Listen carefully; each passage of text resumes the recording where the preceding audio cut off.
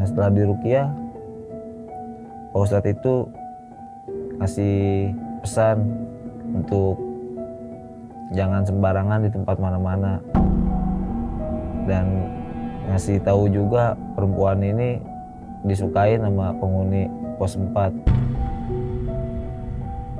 Dan setelah itu dia diruqyah tanpa sepengetahuan orang tuanya kalau si perempuan ini masih ketempelan.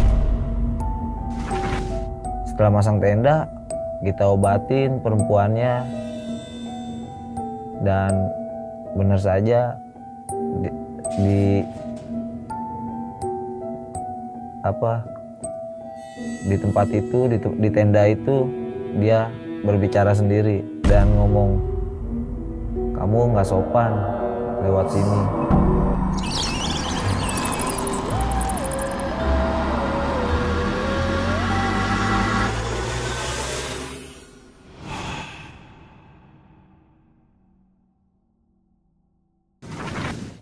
Assalamualaikum warahmatullahi wabarakatuh. Selamat datang kembali di channel Ratna Wala bersama saya, anaknya Ibu Ratna, dan bersama kita itu ada Mas Ibnu. Selamat datang Mas Ibnu. Ya, Mas Ibnu ini ingin bercerita tentang pendakiannya di Gunung Slamet dan juga beberapa kejanggalan yang dialaminya. Namun sebelum kita memulai, mungkin saya ingin bertanya juga ke Mas Ibnu. Dari pendakian Mas ini, bisa dikasih sedikit bocoran atau kisi-kisi mengenai apa saja sih kejanggalan yang dialami selama pendakian Mas? Mungkin gangguan gaib aja yang terlalu frontal ke pendakiannya. Mungkin sebelum kita berlanjut ke cerita ini, saya ingin berbicara pada penonton bahwa jangan lupa komen, like, dan subscribe di Ratna Wulan Channel untuk melihat video seperti ini lagi. Jangan lupa pula untuk follow TikTok dan Instagram di Ratna Wulan Channel, yaitu adalah di @ratnawulanchannel.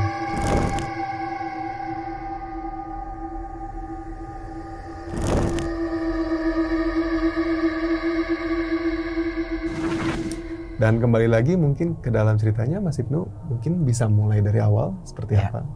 Perkenalkan, nama saya Ibnu dari Jakarta Utara. Saya mendaki ke Gunung Slamet. Awal mulanya saya emang lagi nggak ada kegiatan ketika itu di 2019 dan baru-baru saya lulus. Nah, selang 2 hari kemudian setelah lulus, teman saya ngechat saya untuk merencanakan pendakian ke Slamet di tanggal 3 Juli 2019, dan saya cek jadwal dan itu emang benar-benar kosong dan saya iakan. Nah, pendakian itu berisi 15 orang dari Jakarta dan 2 orang dari Pemalang. Jadi itu total 15 atau 17 ya Mas? 17. Oh, 17. Ya.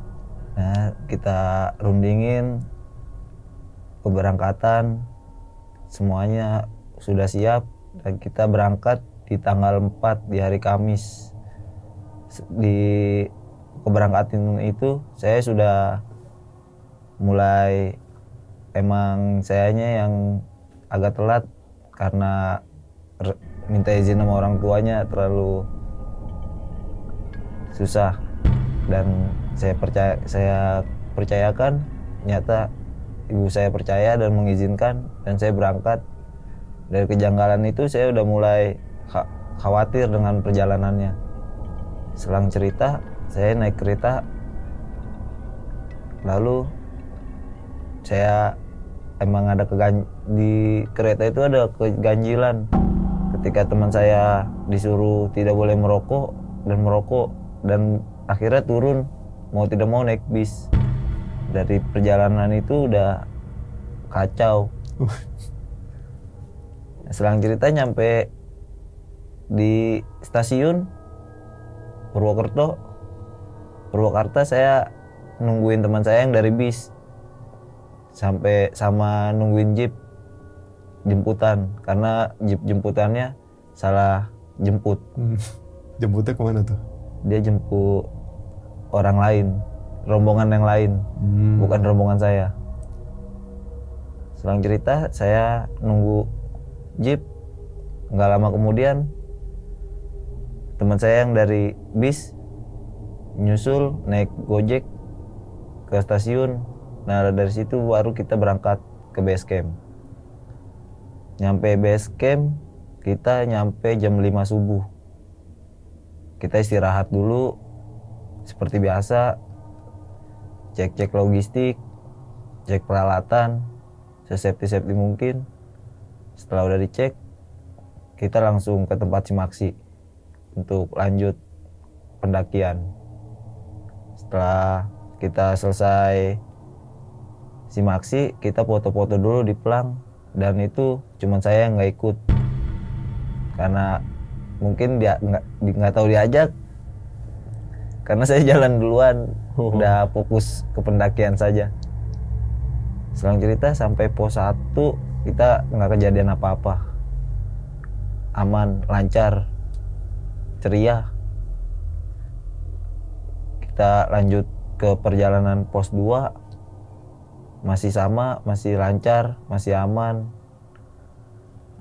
Nah selang cerita kita nyampe ke pos 3 mau ke pos 4. Nah di situ mulai ada keganjilan. Kita bawa perempuan 4 orang. Salah satunya dia lagi haid. Di akhir-akhir haidnya dia itu mungkin karena keganjilannya karena di akhir-akhir haid dia mau selesai. Dia diganggu. Mungkin cuman nggak cerita di awal. Cuman dia merasa dikode, kita laki-laki, sebagai laki-laki dikodein dia diganggu, ya kita merasa harus ngejaga. Itu dari awal tuh berarti dari awal pendakian udah mulai ngerasa. Iya, dari pos 3. Dari pos 3 ke pos 4. Mungkin karena pos 3 ke pos 4 itu aura negatifnya terlalu tinggi mungkin. Karena hawanya. Selang cerita kita ngelewatin pos 4 itu mau maghrib. Nah kita harus buru-buru karena ada larangan nggak boleh sampai pos 4 malam hari. Betul, ya memang udah biasa di sana ya. Iya. Kayak memang udah kepercayaannya pokoknya kalau malam pos 4 sebisa mungkin jangan berhenti di situ. Iya. Selang cerita kita ngelewatin sebelum maghrib pos 4 dan kita nyampe di pos 5 tuh area camp setelah Isya. Nah kita ngecamp, kita masang tenda, rapi-rapiin tenda, kita masak. Nah setelah itu saya ngalamin hal aneh yang di luar dugaan teman-teman saya. Saya ingin, karena itu musim kemarau, tiba-tiba saya keluar tenda mau ngambil air. Dan saya ketika turun, saya tahu-taunya itu jurang, saya nggak tahu. Nah, alhamdulillahnya teman saya ada yang bangun, jadi saya ditolongin. Nah, selang cerita saya disadarin, saya tidur. Ya mungkin karena efek capek, saya merasa kayak terganggu tidurnya. Dan saya minta teman-teman saya untuk baca doa. Selang cerita pagi tiba, saya mulai mau bangun, saya bangunin teman-teman saya karena saya di awal saya bangun terlebih dahulu. Saya bikin logistik buat summit. Ini berarti udah pendakian berapa jam nih berarti? Ini sudah 11 jam. Udah 11 jam ya, udah deket summit. Summit tuh berarti pos berapa tuh? Summit dari pos 5, 2 pos, harus ngelewatin 2 pos dulu. Oke. Nah, kita sudah selesai makan, udah siap buat summit. Selang 5 menit mau kita berangkat, ada pendaki yang turun dan ngebilangin semua pendaki yang mau summit bahwasannya ada anak harimau yang sedang lewat. Nah mungkin kami berpikiran cuman lewat doang, mungkin karena cuman lewat doang jadi kami tetap jalan samit tipis-tipis sembari nyari aman aja kita. Setelah ngelewatin jalur hewan, kita menuju ke sunrise, ke pos vegetasi. Nah di pos vegetasi itu yang kami alami cuman perempuan-perempuannya saja sih yang lihat hal-hal yang di luar penglihatan orang normal. Dan ini berarti hitung udah siang ya, maksudnya udah terang. Masih subuh. Subuh. Berarti nyampe summit tuh jam, kita nyampe sunrise sampai sunrise. Pos vegetasi jam 7. Jam 7. Udah terang itu. Udah terang. Pas di jalur hewan tuh kita cuma dapat sunrise sebentar saja. Karena udah siang banget. Tapi masih dapat gangguan tuh jam segitu. Masih. Selang cerita pas di pos vegetasi, teman kita dikabarin bahwasannya neneknya ada yang meninggal. Mau tidak mau harus ada yang nemenin turun. Benar-benar harus turun hari itu juga. Jadi 17 orang, turun 2 orang. Jadi 15 orang. Dan 1 orang jaga di pos. Jaga di tenda. Kita summit 14 orang. Kita lanjut dari jam 7 ke puncak tuh cukup terjal. Saya selang cerita nyampe puncak tuh jam 9. Karena saya nungguin teman-teman saya, karena saya ingin ngelihat dari keindahan aja sih. Saya nikmatin, saya ketiduran, dan saya bangun jam 12, ternyata teman-teman saya baru pada sampai. Nggak ada yang bangunin tuh? Nggak ada yang bangunin. Saya bangun, teman-teman saya baru nyampe, saya bangun. Nah saya bertanya sama mereka, tumben lama. Iya nih, tadi si A kesasar, padahal jalurnya cuma lurus doang.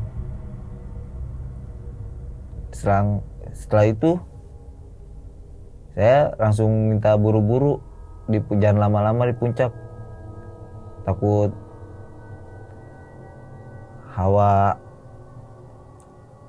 hawa negatif aja kali ya maksudnya. Bau belerang itu masuk ke dalam tubuh terlalu lama. Larangannya kan nggak boleh sampai siang. Berarti ini naik setelah meletus atau sebelum 2 minggu sebelum? 2 minggu sebelum meletus ya? Iya. Saya turun dari jam 1. Saya turun nyampe tenda jam 3. Sembari nungguin teman-teman pada nyampe tenda, saya masak. Dari jam 3 saya masak, saya nungguin teman-teman saya. Nungguin jam 4 nggak datang. Jam 5 saya mau naik, ragu-ragu, takutnya udah mau sampai, makanan sudah mateng. Nggak lama kemudian mereka datang pas 15 menit mau azan maghrib. Mau tidak mau saya langsung beresin tenda, kita makan tanpa tenda. Kayak saya beresin alat-alat mereka. Setelah makan, kita udah diskusi untuk turun atau tidak, dan hasilnya tetap turun di malam itu juga. Walaupun salah satu dari kami tahu pantangannya nggak boleh melintas di malam hari. Karena saat itu udah maghrib berarti. Udah maghrib. Dan itu pula saya mikirnya ke perempuan, takut ada apa-apa. Saya pastiin lagi, mereka pun mengiyakan turun malam itu juga. Nah selang cerita kita udah siap mau turun, ada pendaki juga dari Jawa Timur mau turun. Nah mereka minta dibarengin ya Kak, dan kami iyakan dan dengan persyaratan tidak istirahat di pos 4. Kita semuanya lanjut jalan turun pos 5 ke pos 4. Setelah kita nggak tahu pelang pos 4 karena tertutup dua pohon besar. Di situ di bagian kelompok lain nggak sengaja minta istirahat, dan kelompok saya juga mengiyakannya. Tapi saya ngelihat itu pos 4, cuman saya bilang jangan terlalu lama, takut kemalaman. Saya ngilangin suasana yang makin mencekam. Setelah ngelewatin pos 4, mulai gangguan gaib menyerang. Dari saya dilempar batu dan teman saya dilempar pasir, dibisikin suruh balik lagi. Seakan-akan kita benar-benar lewat tanpa permisi karena istirahat itu. Mungkin karena terganggu ya, kita setelah itu kita makin was-was ya. Pas bagian belakang udah was-was, ternyata yang diserang bagian depan, bagian perempuan. Nah salah satu kelompok kami perempuannya nggak sengaja bengong, melamun, dan gelagatnya mulai aneh. Dia ngeliat ke atas mulu, tapi berjalan. Nah kami yang merasa dia aneh, kami tegur, dan dia nggak nyautin. Dia tetap ngeliat ke atas sambil berjalan tanpa menghiraukan kita orang yang khawatir sama dia. Nah nggak lama kemudian setelah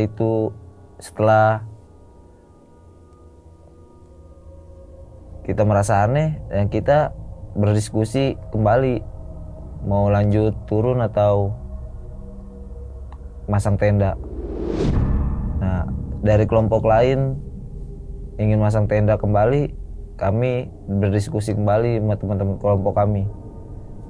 Nah situ sempat cekcok, ada yang mau turun karena takut tinggalan kereta, ada juga yang mentingin keselamatan kita semua. Alhamdulillahnya kita semua sepakat masang tenda. Setelah masang tenda, kita obatin perempuannya, dan benar saja di tempat itu, di tenda itu dia berbicara sendiri dan ngomong, kamu nggak sopan lewat sini. Dan kami semua kaget, ekspresinya dia mukanya datar, bener-bener datar, pucat pasif. Cuman emang dia suaranya bener-bener pakai logat Jawa banget, Jawa situ. Nah nggak selang lama dia sudah diobatin dan istirahat, dan yang lain untuk tidur, sebagian istirahat, sebagian berjaga. Di selang waktu jam sudah pukul jam 2, dan kami yang belum tidur ingin tidur. Nah salah satu dari teman saya ada yang mau buang air kecil, dan dia buang air kecilnya di botol.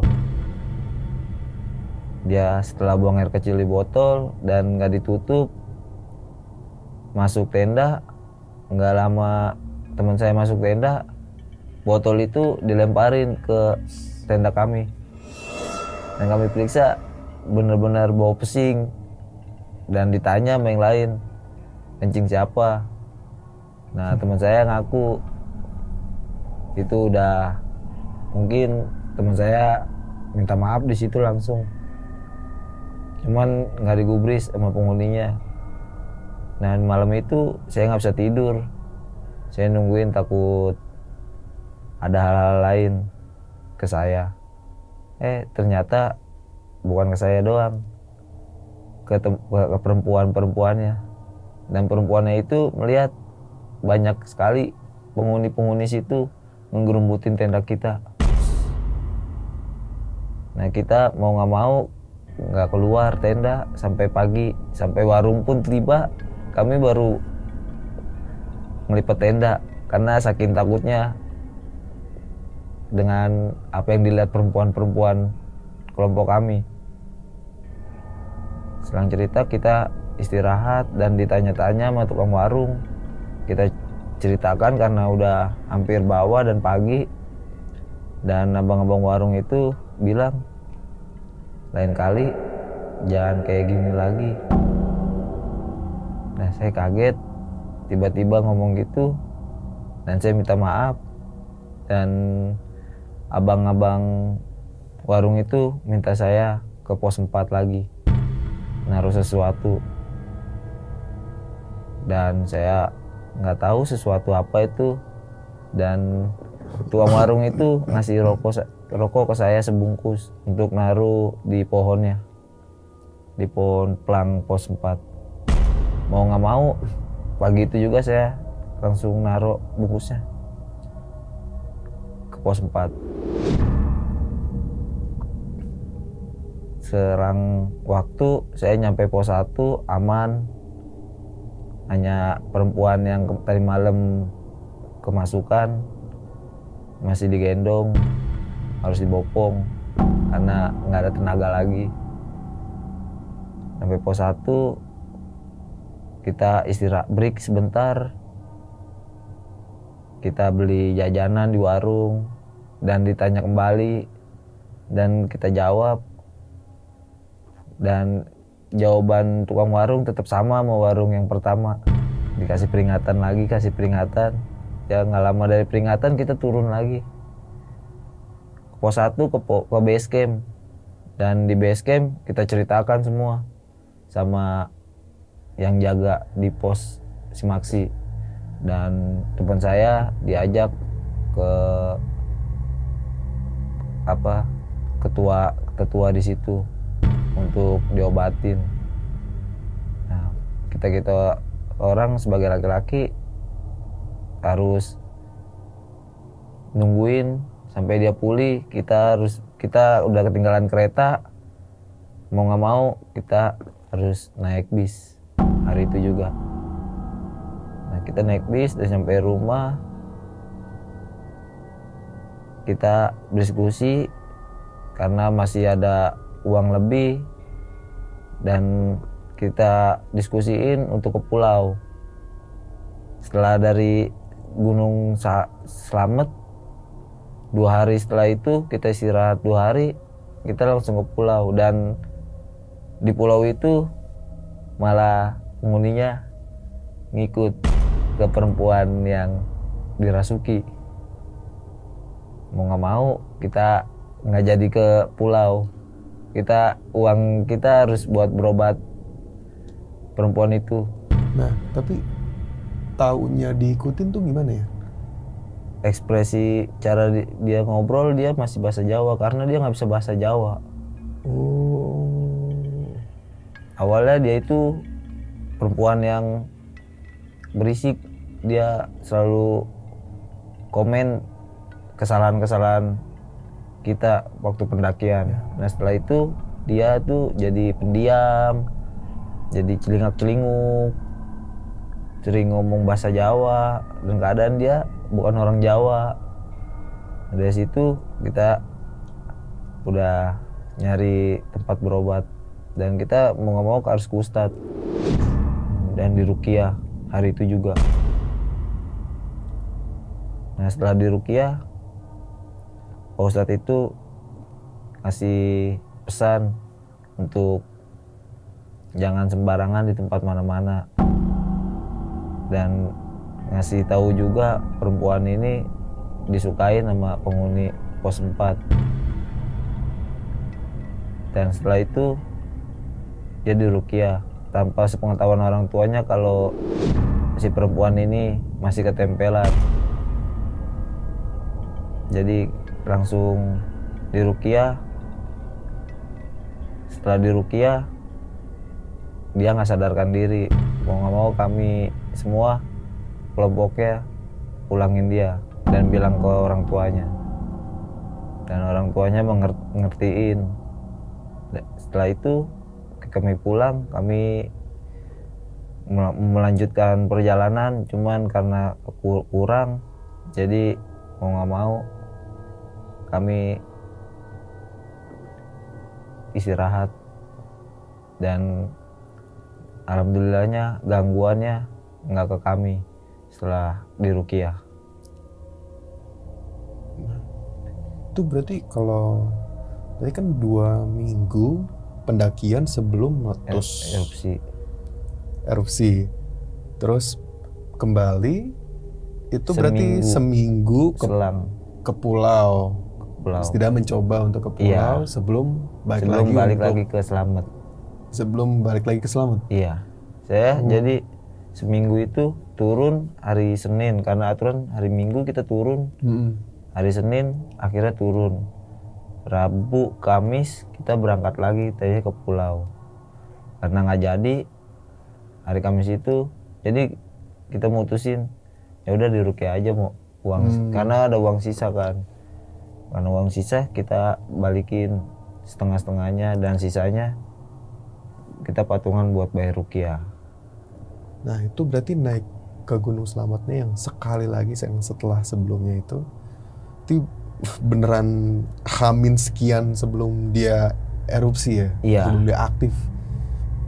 Serem juga.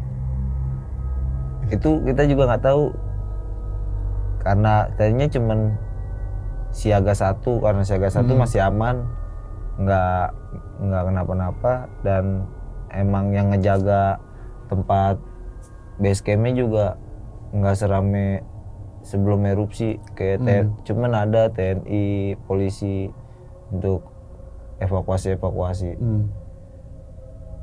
Nah di situ kami nanya ke TNI yang jaga situ, jaga Pak, iya jaga, takut ada yang kenapa-napa, kata bapak-bapak itu. Nah nggak selang lama bapak-bapak itu nanya, emangnya kenapa di atas? Nah, saya sebagai yang lihat langsung saya kasih tahu, ini teman saya ketempelan, cuman katanya udah aman. Oh nanti diperiksa lagi aja, kata bapak-bapak itu. Ya kami karena dia kan orang tua, kami yain karena itu sebagian dari nasihat juga dari pesan. Dan saya pulang, saya nggak nyari info. Selang seminggu saya buka BMKG, ternyata ada info Slamet, dan Slamet siaga 3. Saya kaget pas lihat videonya, bener-bener erupsi itu. Saya langsung ngucapin alhamdulillah, bukan minggu ini saya berangkat, dan memutuskan minggu kemarin. Walaupun banyak cobaan, banyak gangguan, alhamdulillah kita nggak ketemu meletusnya gunung. Nah Mas, tadi kan beneran langsung ya, berarti tadi tuh ya sekitaran maghrib, sekitar isya mungkin ya, nyampe pos 4 yang plang. Nah itu apakah langsung digangguin? Karena tadi tuh digangguinnya tuh di barisan depan ya, berarti yang di barisan ceweknya itu langsung digangguin. Apakah gangguannya itu pertama yang belakang, yang cowok-cowoknya juga kayak merasa diganggu juga, atau sebenarnya yang gangguannya itu spesifik pada yang mungkin tadi di awal itu adalah ada yang lagi datang bulan ya saat itu? Iya, di akhir datang bulan. Kemungkinan karena itu juga, dan dia orang yang datang bulan itu sudah memberitahu oh datang bulan. Nah dia cerita pas di pos 2 ke pos 3 itu masih nggak negatif banget auranya. Nah di pos 3 dia baru ditongolin. Ini pas Dia lagi naik. pas naik. Hmm. Awal mulai emang dia doang yang lihat. Cuman nggak cerita. Karena takut mungkin. Jadi dia cuman cerita tadi ngelihat doang, cuman belum diganggu. Pas di tenda dia bilang gitu, oh ngeliat apa, ibu-ibu doang, cuman nggak ngajak, cuman diliatin doang. Nah di situ mulai dia tuh was-was dan minta bener-bener ditemenin ekstra. Jadi ya mau nggak mau sebagai yang laki-laki, sebagian saya suruh jagain, satu perempuan satu laki-laki, cuman untuk pendakiannya ya. Dan situ alhamdulillah lah laki-lakinya bisa dipercaya dan bisa ngejaga juga. Tapi pas lagi turun beda karena kecampur mungkin. Karena kecampur sama kelompok lain, jadi kita selang-seling. Dan itu yang turun itu udah main fisik karena dilempar pasir, dilempar batu. Nah iya, itu yang dilempar batu, dilempar pasir tuh gimana ya, maksudnya kalau misalnya ada jalur gitu ya. Nah itu datangnya dari mana? Nah itu mikir juga sih, karena yang dilemparin di bagian belakang saya sama teman saya doang. Nah awalnya saya dulu dilempar pasir. Saya tanya ke teman saya, udah nggak usah dirauin, nggak usah nengok belakang juga, nanti yang ada ngeliat. Oh ya udah, tapi bingung aja masa ada yang lempar sih, kan kita terakhir. Nah nggak lama kemudian dari samping, kalau teman saya dari samping dilempar pasir. Nah dia nanya ke saya, gue juga dilempar nih, pakai apa? Ngeres sih. Wah pasir kali, kayaknya ini sampai ke kantong-kantong. Nah saya saking penasarannya, karena kata dia nggak boleh ngeliat ke belakang, karena dia di depan saya ngeliat ke depan. Saya lihat, coba lihat nih pasirnya. Dia ngeluarin pasir dari kantong jaketnya. Ada, Pak, berarti udah nggak beres. Ayolah bilang ke yang depan, buru-buru. Baru pintu keluar nih kayaknya nih. Takut juga lama-lama merinding. Sama sih. Nah di situ baru saya nggak mau mikirin saya bakal gimana. Saya mikirnya saya harus pulang ke depan, nggak boleh kemana-mana. Nah temen saya juga dibisikin balik lagi. Nah dia nengok ke saya, disangka saya yang bilang balik lagi. Dia bilang, ngapain balik lagi? Saya jawab, apa sih, kok balik lagi, orang kita udah mau turun. Tadi ada yang bilang balik lagi. Emangnya apa ya balik lagi? Siapa? Nggak tahu nih. Udah, jangan dipikirin lah bang, kata saya, karena saya baru kenal. Jangan pikirin lah, udah, ini udah ngaco, ntar tambah ngaco lagi. Nah di situ udah saya berdua nggak diganggu lagi dan pindah ke depan. Sempet nanya juga kan, ini mas di belakang kan, belakang banget lah hitungannya. Nanya juga nggak yang di tengah, apakah juga diganggu juga? Enggak, yang di tengah saya nanya enggak, dia semua pada aman sih. Aman ya? Karena mungkin yang diserang dari belakang dulu mas. Nggak selang lama dari situ baru kan perempuan temen kelompok saya yang kemasukan. Nah yang saya bingung, dia itu madep ke atas. Orang jalan, kalau orang buta pasti pakai tongkat buat jalan. Orang normal ngeliat ke bawah karena jalan bebatuan dan menurun juga kan. Nah dia ini bener-bener nenggak kayak orang ngeliat kayak ngeliat sesuatu di atas, cuman nggak berhenti.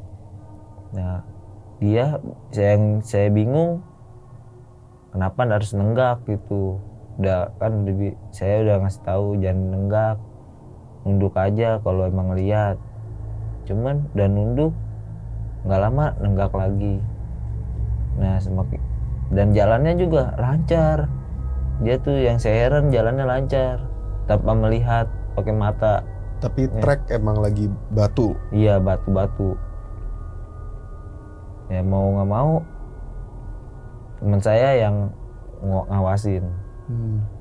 Diawasin, emang mulai nggak beres dan bilang ke depan yang bawa tenda untuk masang tenda.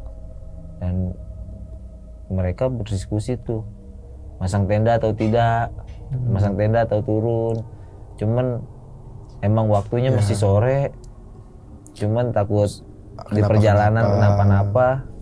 Mau nggak mau nyari shelter nggak ada, ya nyari tempat secukupnya buat tenda. Kita pasang, udah dapet space-nya jauh dari pos 4, kita pasang dan kita istirahatin. Dan dia juga masih menenggak di tenda pun, perempuan itu.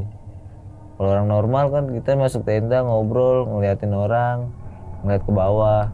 Ini dia tetap nenggak, seakan-akan dia diajak main, diajak interaksi dari atas. Dan dia cuman bilang kamu nggak sopan ke kita orang. Nah kita kaget dong, kok nggak sopan, apa salah kita renungin di tenda, kita renungin semua.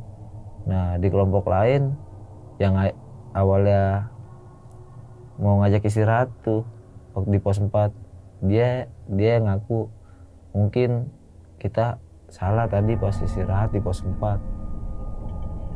Kita orang nanya, emang iya, emang itu pos 4? Kita orang nanya karena pelangnya nggak ada. Kita nanya, emang iya kayaknya, soalnya ada pohon 2 gede. Ternyata di pos 4 itu dia itu perbatasannya pohon besar 2 kanan kiri, dan pelangnya adanya di kanan. Jadi kalau kita turun, pelangnya nutupin kita. Jadi kita nggak ngelihat, istirahat aja, nggak tahu kalau itu pos 4. Nah dari situ kita semua minta maaf dan dia nggak berinteraksi lagi. Hantu itu nggak berinteraksi lagi ke kita orang. Cuman perempuan ini masih berkelakuan aneh, seakan-akan belum normal. Nah itu setelah udah nyampe turun bawah, kan balik ke tempat hunian masing-masing lah ya. Iya. Itu dia masih? Dia enggak, di rumah dia normal. Berarti dia pas lagi posisi masih nenggak nih, masih tempelan lah, itu dia sampai kapan itu? Apakah Dia ada yang sampai bangunin lagi atau sampai base camp? Sampai posisi si Maksi, dia masih nenggak, cuman langsung dibawa sama penjaga si Maksinya ke orang yang ngerti. Nah setelah itu dia normal lagi setelah pulang dari orang setempat. Tapi sempat ditanyain nggak, kayak inget nggak tadi itu? Ditanyain tadi nggak inget sama sekali. Nggak inget sama sekali. Dia cuma taunya dia udah nyampe di bawah. Nah, dia nanya kapan kita turun, nyampe di bawah kapan, kok tiba-tiba udah di bawah, perasaan di atas. Nah, kaget kita pulang. Dia sambil nanya, kita pulang naik kereta apa gimana ini? Nah, saya bingung, kereta mah udah hangus dong kemarin sore. Kalau kita mau pulang, kalau mau naik kereta, ini bukannya hari Minggu ya? Dia bilang begitu. Lah, emang seharusnya kita turun hari Minggu karena ada problem tenda untuk semalam itu. Jadi gini, kamu tuh habis ketempelan. Oh maaf ya, saya ngerepotin. Emang lembut, normal. Wah kita percaya udah aman.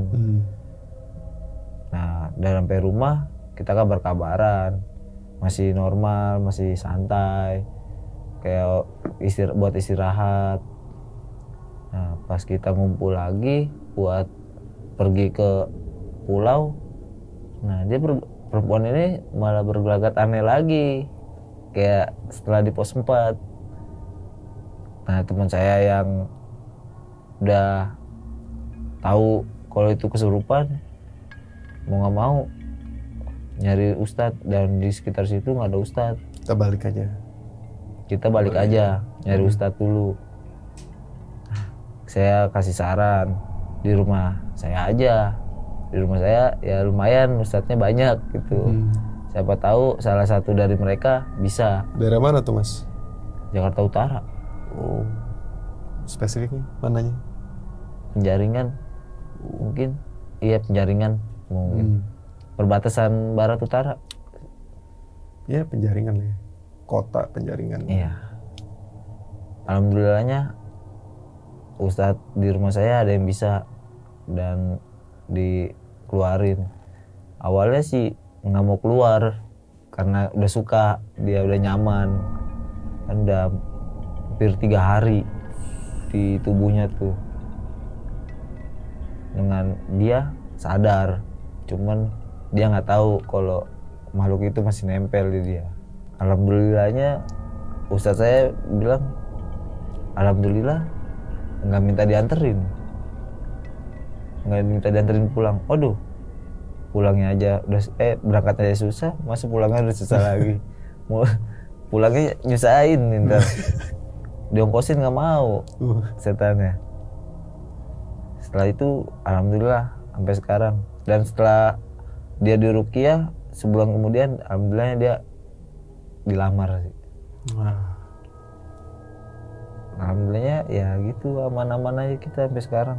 Cuman ya semakin kayak kenapa nggak ke gua aja gitu, kenapa ke yang cewek yang lemah gitu kan. Kalau gua ya udah, gua udah siap resikonya karena salah gua ngajak, salah gua istirahat, jadi salahnya ke gua ya lah, gua yang tanggung jawab.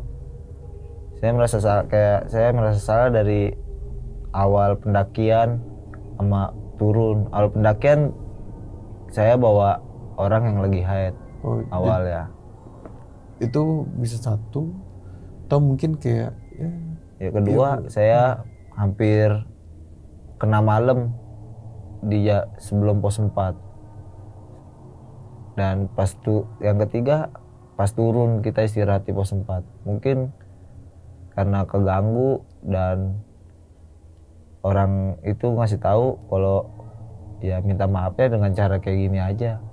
Mungkin kita kan namanya kita mau orang Jakarta, nggak tahu syaratnya apa, nggak tahu adat sana ya. Jadi kita ngikut aja lah. Kita naik lagi, kita kasih yang disuruh, dan kita sambil minta maaf ya. Kita turun, alhamdulillah turun aman. Cuman ya itu setelah di rumah malah kejadian kembali. Tuh rokoknya kalau boleh tahu masih inget gak rokoknya apa? Atau dikasihnya menyan tuh sebenarnya? Rokoknya rokok buatan di sana. Iya. Rokok lintingan orang sana, cuman udah dibungkus. Kalau di sini kan pasti disegel, kalau di sana nggak disegel. Karena orang itu warung itu ngejualnya rokok lintingan mereka sendiri. Rokok linting sana ya.